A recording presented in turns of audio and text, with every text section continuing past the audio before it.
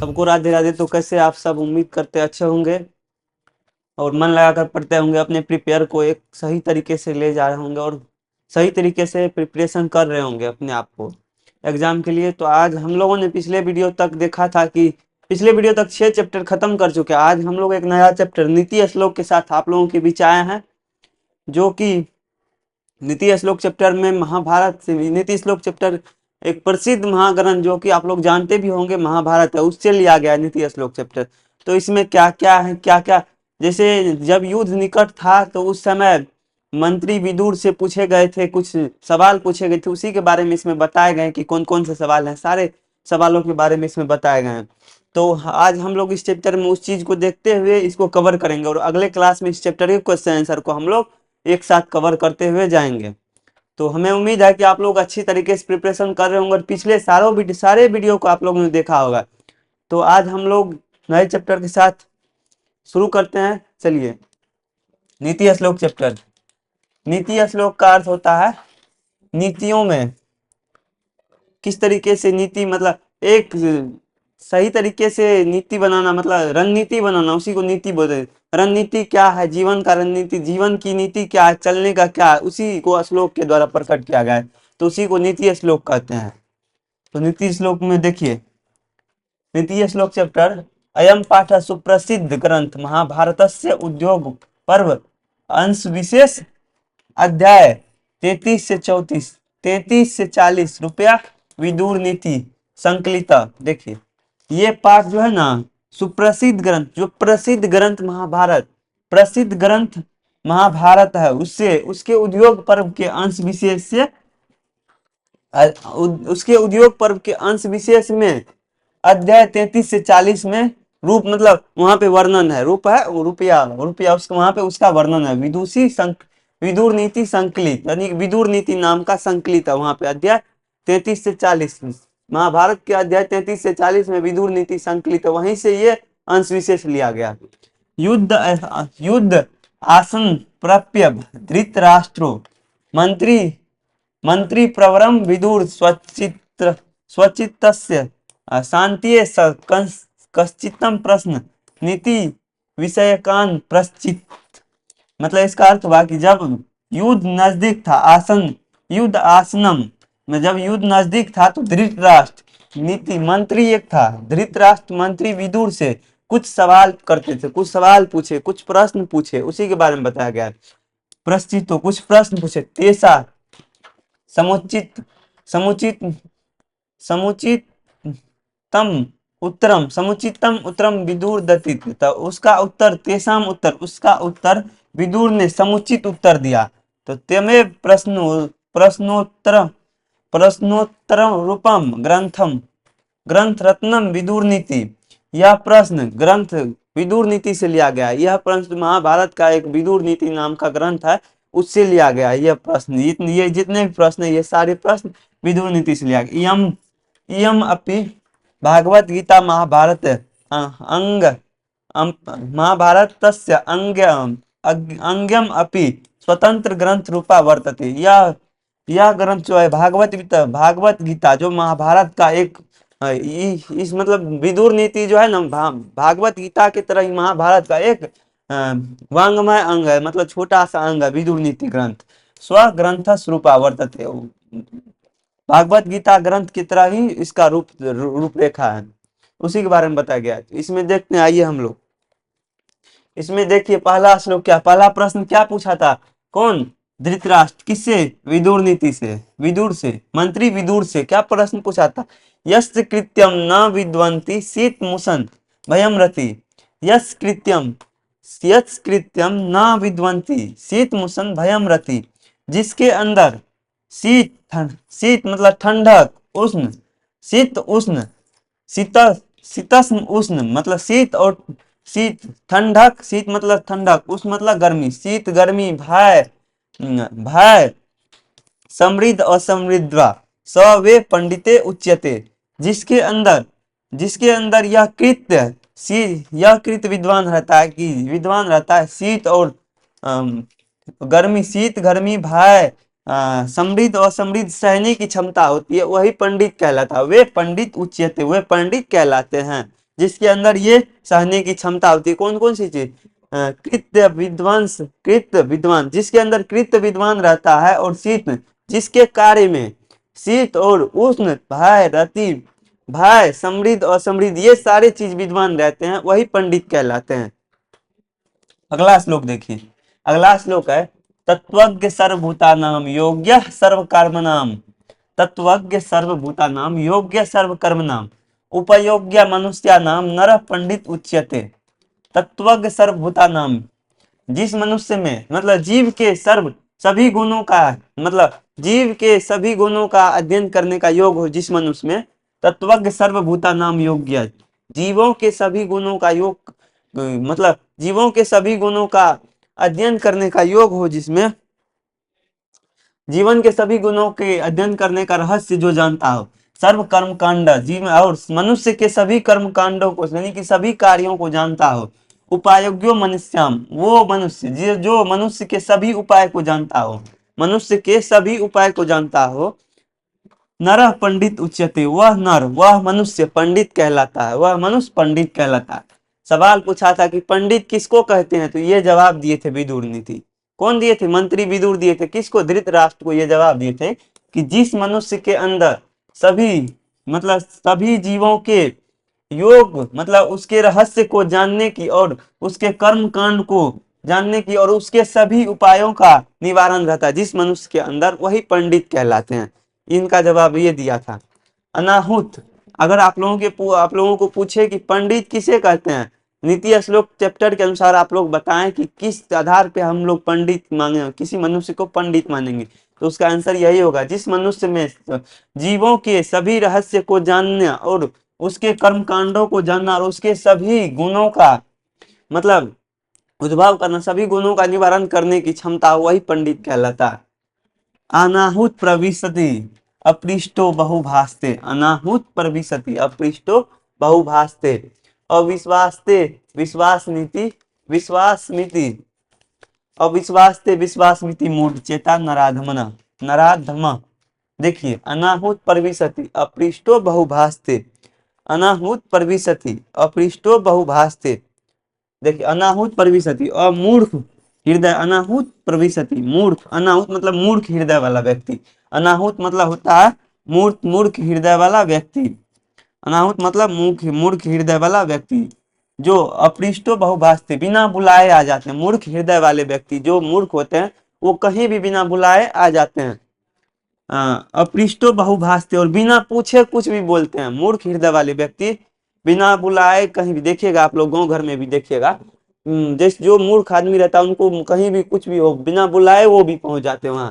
उनको जो होता है ना, कोई बुलाए ना बुलाए, जो कोई पूछे कुछ सवाल ना पूछे, लेकिन वो जो अपने आप बक बक करने लगता है, तो वही होता है कि मूर्ख हृदय वाले व्यक्ति जो बिना बुलाए कहीं पहुंच जाते हैं, कहीं आ जाते हैं, और अपृष्टो बहुभास्ते, कहीं भी बिना पूछे कुछ भी बोलने लगते हैं।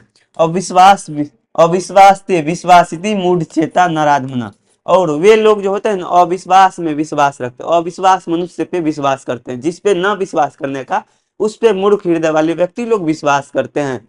यही इसका कहना है, मूर्ख हृदय वाले व्यक्ति बिना बुलाए कहीं आ जाते हैं और बिना पूछे किसी भी सवाल का जवाब देने लगते हैं, और बिना बिना जिसके जिस पे विश्वास नहीं करना चाहिए उस पे विश्वास करने लगते हैं। तो वही बताया गया है इसमें, वही विश्वास ना करते, नहीं करना चाहिए, उस पे विश्वास करते हैं।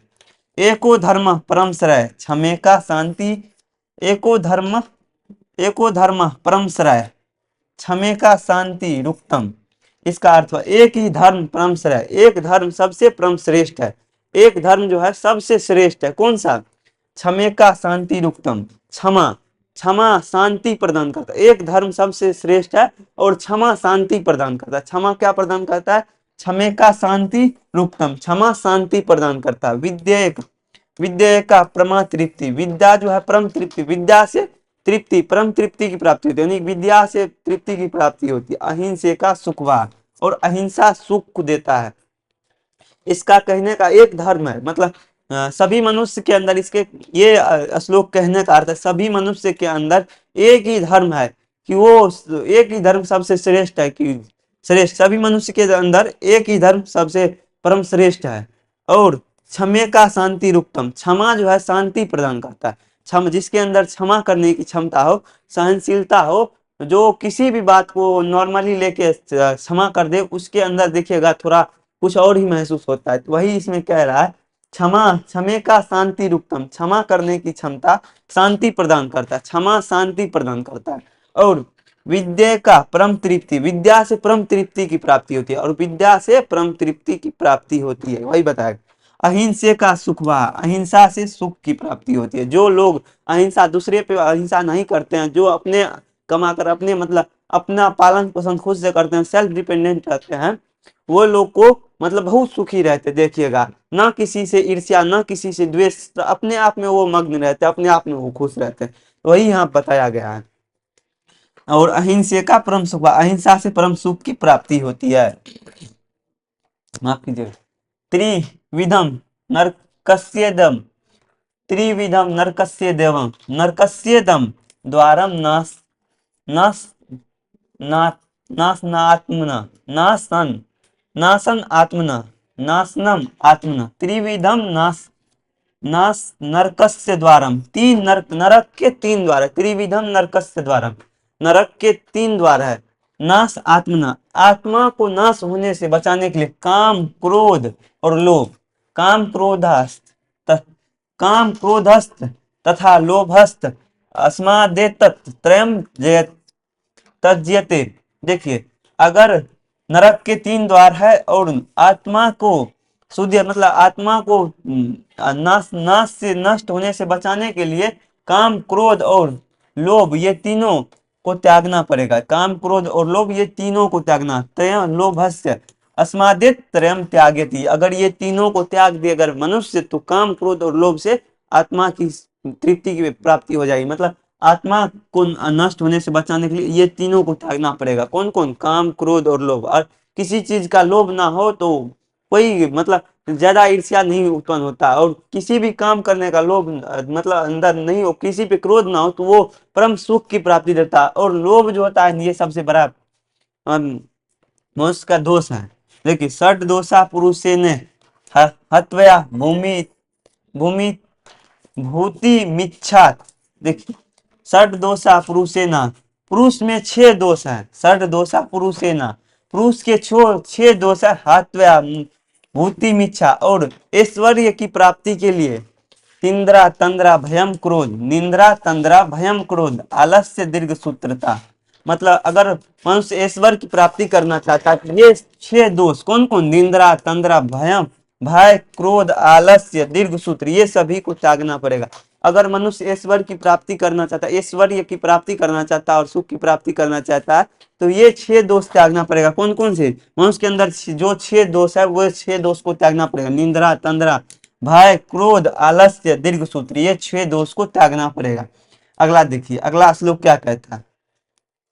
वो जो था ना, धृतराष्ट्र जो था, वो विदुर नीति से ये सवाल पूछे थे कि मनुष्य को मतलब अगर ऐश्वर्य की प्राप्ति करना हो तो किस चीज को त्यागना पड़ेगा? तो किस चीज को? 6 दोष, मनुष्य के 6 दोष है। तब वो धृतराष्ट्र को विदुर नीति ने जवाब दिया था कि अगर मनुष्य में 6 दोष ये त्याग दे, निंद्रा तंद्रा और भय क्रोध को, तो ये ऐश्वर्य की प्राप्ति कर लेगा। सत्येन रक्ष्यते धर्मो विद्या योगेन रक्ष्यते। अगला श्लोक, सत्येन रक्ष्यते धर्मो विद्या योगेन रक्ष्यते, सत्य से धर्म की और सत्य से धर्म की रक्षा होती है। देखिए, सत्य से धर्म की रक्षा होती है और विद्या से योग, योग से विद्या की रक्षा होती है। यानी कि विद्या से योग, सत्य से धर्म की रक्षा होती है और विद्या से योग की रक्षा होती है। मृजया रक्ष्यते रूपम, स्वस्थ स्वच्छ से रहिएगा तो स्वच्छ से रूप की रक्षा होती है। मृजये रक्ष्यते रूपम, स्वच्छ से रूप की रक्षा होती है। कुलम वृतेन रक्ष्यते, कुल और कुल की रक्षा वृत्ति से होती है। अगर आप लोग सत्य की रक्षा, सत्य की रक्षा धर्म से अगर पूछे जाए क्वेश्चन में कि नीति श्लोक पाठ के अनुसार किस चीज से सत्य की रक्षा होती है और किस चीज से विद्या की रक्षा होती है और किस चीज से मृज रूप की रक्षा होती है और किस चीज से कुल की रक्षा होती है, तो उसमें होगा सत्य से धर्म की रक्षा होती है, विद्या से योग की रक्षा होती है, और स्वच्छ मृज्या, स्वच्छ से रूप की रक्षा होती है, कुल की रक्षा वृत्ति से, और कुल की रक्षा वृत्ति से होती है। अगला श्लोक देखिए क्या कहता है। अगला श्लोक है, सुलभा पुरुषा राजन सतत प्रियवादिना। सुलभा पुरुषा राजन कहता है, मतलब वो विदुर नीति था, वो धृतराष्ट्र को बोला, हे राजन, सुलभा पुरुषा सतत प्रियवादी, प्रियवादी पुरुष जो है ना हमेशा मिल जाते हैं, प्रियवादी पुरुष हमेशा मिल जाते हैं। अप्रियस्तु पथ्यस्त वक्ता श्रोता च दुर्लभ। जो होता है मतलब जो अप्रिय व्यक्ति होते हैं वो उसके वक्त को, उसकी उसके बोली को और उसके वो ज्यादा सुन नहीं पाते हैं। वो मतलब उसका कहने का अर्थ था, हे राजन, जो प्रियवादी पुरुष है वो मतलब मिलते रहते हैं, और जो अप्रियवादी पुरुष है वो ज्यादातर है इस दुनिया में। तू पथियत, वो ज्यादा बोलते हैं और ज्यादा सुनने वाले नहीं है। जो अप्रियवादी है वो ज्यादा ना बोल पाए ना सुन पाते हैं, वही इसमें कहा गया। पूजनीय, अगला श्लोक देखिए, पूजनीय महाभारत भागा पुण्याश्च गृह दीप्तया। पूजनीय महाभागा, पूजनीय महाभागा पुण्यश्च गृह दीप्तया। स्त्रियो गृहस्य उक्ता अस्माद् रक्षा विशेषतः। देखिए इसका अर्थ, पूजनीय महाभागा, जो घर की लक्ष्मी है, जो महाभागा, महाभागा अर्थ होता है घर की लक्ष्मी। पुण्याश्च गृह दीप्तम, मतलब घर की ज्योति, गृह दीप्तम घर की ज्योति, पुण्याश्च पवित्रता और गर्भ, पवित्रता और जो घर की लक्ष्मी है, और गृह घर की ज्योति और पवित्रता को मतलब रखती है, और जो सौभाग्यवती है वो स्त्री सदा पूजनीय है, वो स्त्री सदा पूजनीय है। और स्त्रियो गृहस्य उक्ता अस्मात् रक्षा विशेषता, और उस स्त्री की हमेशा रक्षा, विशेष करके रक्षा करनी चाहिए, उस स्त्री की विशेष रक्षा करनी चाहिए, इसमें बताया गया।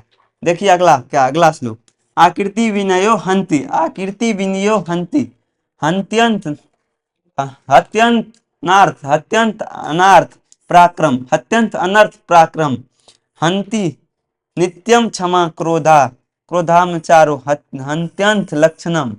इसका अर्थ आकृति विनियो, विनय से, मतलब आकृति विनियो विनय से अपसय को नष्ट, विनय अपसय को नष्ट करता है। आकृति विनियो विनय अपसय को नष्ट करता है। हंति अनर्थ पराक्रम, अनर्थ पराक्रम जो है अनर्थ को नष्ट करता है। हंत अनर्थ पराक्रम, पराक्रम अनर्थ को नष्ट करता है। हंति नित्यम क्षमा क्रोधम, और क्षमा क्रोध को नष्ट करता है। देखिए आकृति विनयो हंत, विनय जो है ना अवसय को नष्ट करता है। जो ईर्ष्या है दूसरे के प्रति, विनय अगर नम्र रहिएगा तो वो अवसय को अंत करता है, दूसरे के प्रति ईर्ष्या को अंत करता है। और क्षमा नहीं, पराक्रम जो है अनर्थ, जो कोई भी अनर्थ करने लगता है तो उससे पराक्रम से उसको नाश किया जा सकता है, उसका अंत किया जा सकता। और हंति नित्यम क्षमा क्रोधम, और क्रोध क्षमा से, देखिए किसी को आप क्षमा कर दिया, उससे क्रोध आपके अंदर जो उसके प्रति क्रोध है तो उसका खात्मा हो जाता है, वो नष्ट हो जाता है क्षमा से, क्षमा से क्रोध का अंत होता है। और सदाचार और क्रोधा, सदाचार से हंत लक्षणम, मतलब अच्छे लक्षण सदाचार से, मतलब आप जैसा जिसके साथ व्यवहार कीजिएगा उससे अच्छे लक्षण आपके जो भी व्यवहार है वो उनके सामने प्रकट होंगे। तो ये नीति श्लोक चैप्टर में इतने आप लोगों को श्लोक थे, और इसके जितने भी क्वेश्चन आंसर होंगे हम अगले वीडियो में आप लोगों के साथ आकर उनका सारा सॉल्यूशन देंगे। तो आप लोग इसी तरह, अगर अच्छा लगा तो वीडियो को लाइक कीजिएगा, और आप लोगों के लिए इसका एक बार क्वेश्चन आंसर देख के आइएगा, जितना भी होगा क्वेश्चन बैंक में इससे रिलेटेड क्वेश्चन आंसर, सारे क्वेश्चन आंसर को आप लोग देख के आइएगा। इसके क्वेश्चन आंसर को, सारे क्वेश्चन आंसर को हम अगले वीडियो में आप लोगों के साथ डिस्कस करेंगे। और अगर अच्छा लगे तो अपने दोस्तों के साथ भी शेयर करें, और सब्सक्राइब लाइक दोनों करें, ताकि बेल आइकन को दबाएं, और ताकि जब भी वीडियो अपलोड हो चैनल पे तो सबसे पहले आप लोगों के बीच वीडियो जाए, और सबसे पहले आप लोगों को ये नोटिफिकेशन मिले। तो मिलते हैं तब तक के लिए नेक्स्ट क्लास में।